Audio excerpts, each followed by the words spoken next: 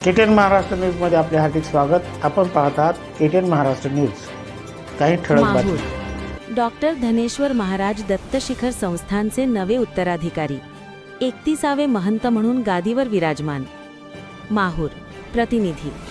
हिंदू धर्मातील अत्यंत महत्त्वाचे आणि पवित्र पीठ असलेल्या माहूर येथील दत्तशिखर संस्थानच्या महंतपदी डॉक्टर धनेश्वर उर्फ श्याम घारती गुरु आनंद भारती यांची निवड करण्यात आली आहे।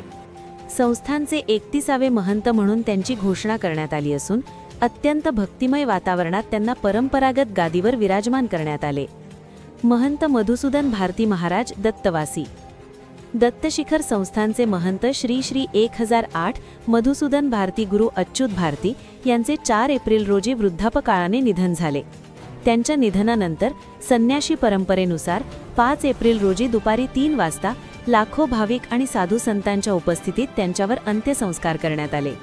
दिगंबरा दिगंबरा श्रीपाद वल्लभ दिगंबराच्या जयघोषात आणि वेद मंत्रांच्या गजरात हा विधी पार पडला। निवड प्रक्रिया आणि धार्मिक परंपरा। दत्तशिखर संस्थानच्या परंपरेनुसार महंतांचे अंत्यविधी करण्यापूर्वी नव्या उत्तराधिकाऱ्याची निवड करणे अनिवार्य असते। संस्थानच्या नियमानुसार मोठे घोडेघर, लहान घोडेघर, मोठे हवेली घर आणि लहान हवेली घर या 4 घराण्यांतील संन्याशी साधूंमधून एकाची निवड केली जाते। 5 एप्रिल रोजी सकाळी 11 वाजता माहूरचे तहसीलदार अभिजित जगताप यांच्या उपस्थितीत ही निवड प्रक्रिया पार पडली। यावेळी पारदर्शकतेसाठी ऑनस्क्रीन पद्धतीचा अवलंब करण्यात आला। या पदासाठी 3 नामांकनं आली होती। 1. डॉक्टर धनेश्वर उर्फ श्याम भारती गुरु आनंद भारती। 2. वासुदेव भारती गुरु बळीराम भारती। 3. धनराज भारती गुरु शालिग्राम भारती।